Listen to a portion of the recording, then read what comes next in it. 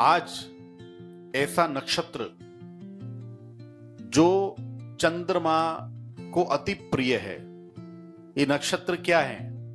ये जो कुंडली में जो नक्षत्र होते हैं, कितने नक्षत्र होते हैं बताओ जरा? 27। कौन बोले? आप। बहुत बढ़िया, 27 नक्षत्र हैं। ये 27 नक्षत्र क्या हैं? ये 27 नक्षत्र कुछ और नहीं, ये 27 नक्षत्र चंद्रमा की पत्नी हैं। उनकी 27 पत्नियां हैं। 27 पत्नियों में जो रोहिणी नाम की पत्नी है, मतलब रोहिणी नक्षत्र जो है, ये चंद्रमा को अति प्रिय है। हम कथाओं में सुनते हैं ना, एक राजा की 4 रानी, 4 रानियों में से उस रानी पे ज्यादा राजा का प्रेम है, सुनते हैं। वैसे ही चंद्रमा का सबसे ज्यादा प्रेम रोहिणी पर था। तो रोहिणी नक्षत्र जो है, इसकी बड़ी विशेषता है, बड़ी गरिमा है। और भगवान श्री कृष्ण ने भी इसी नक्षत्र में जन्म लिया, रोहिणी नक्षत्र में। तो कई लोग रोहिणी नक्षत्र का उपवास भी करते हैं, व्रत भी करते हैं। तो आज रोहिणी नक्षत्र है। आज बहुत बड़ा दिन है। जिस दिन में, जिस नक्षत्र में भगवान का जन्म हुआ है, वो नक्षत्र आज है। रोहिणी नक्षत्र की इतनी महिमा है, तो ये बड़ी गजब की बात है। आज मैं एक बात बता दूं आपको, जब हम अपने जीवन में कुछ ऐसा करते हैं जो लोगों को बर्दाश्त नहीं होता, तो वो क्या करते हैं? बद्दुआ देते हैं, श्राप देते हैं। तो ऐसे ही चंद्रमा को भी श्राप लगा हुआ है। चंद्रदेव रोहिणी को बहुत प्रेम करते थे, तो जो अन्य 26 नक्षत्र, उनका श्राप लगेगा नहीं लगेगा? लगेगा ना। यही कारण है कि श्रापित होने के कारण चंद्रमा 15 दिन घटता है और 15 दिन बढ़ता है। ये बढ़ा किसकी कृपा से? भगवान शंकर की कृपा से। जब चंद्रमा को श्राप मिला कि तुम क्षीण हो जाओगे, तो वो क्षीण होने लगे। लेकिन भगवान शंकर बड़े दयालु हैं। श्रावण का महीना चल रहा है, हम तो देख रहे हैं बहुत लोगों पे कृपा हो रही है। हमारे यहां पर भी 1.25 लाख पार्थिव शिवलिंग का अनुष्ठान चल रहा है। तो भगवान शंकर ने चंद्रदेव पर कृपा की। जब वो क्षीण हो गए, तो आपने देखा होगा भगवान शंकर को जो उन्होंने चंद्रमा सिर पे धारण किया है, वो कैसा है? जैसे यहां पे आप देख रहे हैं, है ना, अर्ध। पूरा चंद्रमा है क्या गोलाकार? नहीं है ना।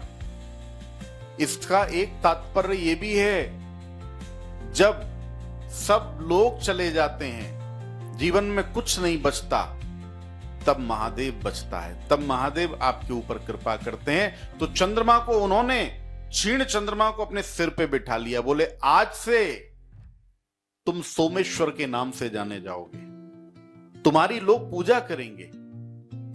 इतने कृपालु हैं महादेव। तो जीवन में भी ऐसे ही होता है। जीवन में जब आपको कोई कामयाबी मिलती है, जब आप बड़े बनते हो, जब आप कामयाब होते हो, जब आपको पैसा मिलता है, दुनियादारी में यश मिलता है, तब आप क्या कर रहे होते हो? बहुत लोगों को पीछे डालते हो ना। तभी हमें आगे मिलने को, तभी हम आगे पहुंचते हैं। तो कभी इसके बारे में सोचा क्या? सरकार भी बनती है तो मतों के आधार पर बनती है। जब सब लोग मत देते हैं, सब लोगों की इच्छा होती है, तब सरकार बनती है। उसी प्रकार से अगर हमारे जीवन में भी हम जो बड़ी पदवी, बहुत पैसा, कामयाबी, प्रतिष्ठा, यश, वैभव, अगर यदि मान लीजिए ये सब मिलने के लिए लोग अगर आपको आड़े आ रहे हैं, तो मिलेगा? नहीं मिलेगा। और फिर भी इन लोगों को आप पीछे करके, ऐसे करके, पीछे धक्का मार करके जब आप आगे बढ़ते हो, तो कितने लोग हैं जो आपको बद्दुआ देते हैं, श्राप देते हैं, ऐसा हो जाए, तेरा वैसा हो जाए। और इतना ही नहीं, जब हम रास्ते में कभी आप गाड़ी भी लेके चलते हो, अगर किसी से मान लो थोड़ा आगे निकल गए ना, तो इतनी सी बात पे पीछे वाला बोलता है, देख आगे जाकर के तेरा एक्सीडेंट ही हुआ मिलेगा, है। तो हमें इस बारे में सोचना चाहिए, विचार करना चाहिए कि जो हम और हमारे बच्चे जो जीवन में आगे बढ़ रहे हैं, कितने लोग बच्चों को और हमारे को बद्दुआ देते होंगे, श्राप देते होंगे, उल्टा सीधा बोलते होंगे। तो क्या कभी हमने सोचा ऐसे श्राप, ऐसी चीजों से बचने का उपाय क्या है? हमें तो आगे बढ़ना है, बच्चों को भी आगे बढ़ाना है। कैसे हम आगे बढ़ेंगे? कैसे हमारे बच्चे आगे बढ़ेंगे? तो उसके लिए बहुत सुंदर उपाय बता रहा हूं। जैसे चंद्रमा पूर्णिमा के दिन पूर्ण होते हैं, पूर्ण कला युक्त होते हैं, उस दिन एक उपाय कर लेना, बहुत सुंदर उपाय है। गौमूत्र अर्क आता है ना, गौमूत्र अर्क, गौमूत्र अर्क से पूर्णिमा के दिन, क्योंकि चंद्रमा को भी श्राप से मुक्ति मिली है, उनको वो दर्द पता है, तो चंद्रमा को जैसे मुक्ति मिली ऐसे हमारे को भी मुक्ति मिल जाएगी। क्या करना? पूर्णिमा के दिन गौमूत्र अर्क लेके थोड़ा पानी में डाल देना और बस उससे स्नान कर लेना। तो जो भी आपको पूरे महीने लोगों ने गालियां दी हैं, श्राप दिया है, जो आपको तकलीफें पहुंचाने के लिए बहुत भिन्न भिन्न प्रकार के कई लोग तो उपाय भी करते हैं, हमारे शत्रु का ऐसा हो जाए, हमारे शत्रु का वैसा हो जाए, हमारे, अरे शत्रु का ऐसा वैसा होने की बजाय एक ही चीज मांगो, उससे हमारे को दोष नहीं लगता। क्या? कि शत्रु को सद्बुद्धि आए, कि वो हमारे बारे में बुरा ना सोचे, और कुछ सोचे भी तो ऐसा सोचे कि हम कामयाब हो जाएं, और होता भी है। तो ये उपाय करने से बद्दुआ और श्राप से मुक्ति मिलती है, ये अवश्य करना। ठीक है? बहुत बहुत आशीर्वाद।